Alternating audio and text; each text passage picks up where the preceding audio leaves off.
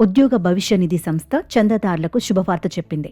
PF నిధులను ఉపసంహరించుకునే ప్రక్రియను కేంద్ర ప్రభుత్వం మరింత సులభతరం చేయాలని నిర్ణయించింది. ఇందులో భాగంగా త్వరలో ఏటీఎం, యూపీఐ ద్వారా కూడా పీఎఫ్ సొమ్మును విత్డ్రా చేసుకునే సదుపాయం అందుబాటులోకి రానుంది. ఈ కీలకమైన మార్పు కోసం కేంద్ర కార్మిక శాఖ మంత్రి మన్సుఖ్ మాండవీయ తాజాగా కొత్త డెడ్లైన్ను ప్రకటించారు. పీఎఫ్ చందాదారులకు ఈ నూతన సదుపాయం 2026 మార్చిలోపు అందుబాటులోకి వస్తుందని స్పష్టం చేశారు. పీఎఫ్ సొమ్ము ఉద్యోగిదేనని, ఈ మొత్తాన్ని ఉపసంహరించుకునే ప్రక్రియను మరింత సులభతరం చేయాలని చూస్తున్నామన్నారు. ఏ కారణం చూపకుండా 75% వరకు పీఎఫ్ను ఉపసంహరించుకోవచ్చునని మంత్రి పేర్కొన్నారు. మంత్రి తెలిపిన వివరాల ప్రకారం ప్రస్తుతం ఏటీఎం ద్వారా పీఎఫ్ విత్డ్రాకు సంబంధించిన ప్రక్రియ కొనసాగుతోంది. త్వరలో యూపీఐ విత్డ్రా సదుపాయాన్ని కూడా తీసుకొస్తున్నట్లు వెల్లడించారు. పీఎఫ్ విత్డ్రా ప్రక్రియను సులభతరం చేయడమే తమ ముఖ్య ఉద్దేశమని మంత్రి అన్నారు. దీనికోసం ఇప్పటికే ఆధార్, యూఏఎన్ అనుసంధానం పూర్తయింది.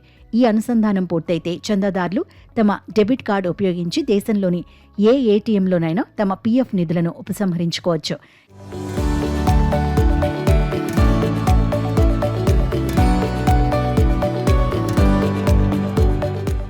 ఈపీఎఫ్ఓ విత్డ్రా నిబంధనలను ఈ ఏడాది అక్టోబర్లో సవరించినట్లు కేంద్ర మంత్రి గుర్తు చేశారు. పాక్షిక ఉపసంహరణల కోసం గతంలో 13 రకాల సంక్లిష్ట నిబంధనలు ఉండేవి. కొత్త నిబంధనల ప్రకారం వాటిని విలీనం చేసి కేవలం 3 విభాగాలుగా వర్గీకరించారు. ఈ 3 కొత్త కేటగిరీల కింద చందాదారులు అర్హత కలిగిన తమ నిల్వల నుంచి మొత్తం ఉపసంహరించుకోవచ్చు.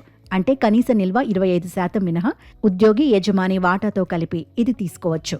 కొత్త నిబంధనల ప్రకారం చందాదారులు తమ పీఎఫ్ ఖాతాలోని మొత్తం నిధిని ఉపసంహరించుకోవచ్చు. 55 ఏళ్లు దాటిన తర్వాత రిటైర్మెంట్ అయినప్పుడు మొత్తం తీసుకోవచ్చు. అలాగే 12 నెలల పాటు ఉద్యోగం లేని పరిస్థితుల్లోనూ విత్డ్రా చేసుకోవచ్చు. సాంకేతికతను ఉపయోగించి పీఎఫ్ విత్డ్రా ప్రక్రియను డిజిటల్గా సులభతరం చేయడం ద్వారా ఈపీఎఫ్ఓ సేవలను మరింత వేగవంతం చేయాలని కేంద్ర ప్రభుత్వం లక్ష్యంగా పెట్టుకుంది. దానిలో భాగంగానే ఈ కొత్త నిబంధనలు తీసుకొస్తోంది. ఇది పూర్తి స్థాయిలో అందుబాటులోకి వస్తే ఉద్యోగులకు మరింత ఉపశమనం కలగనుంది.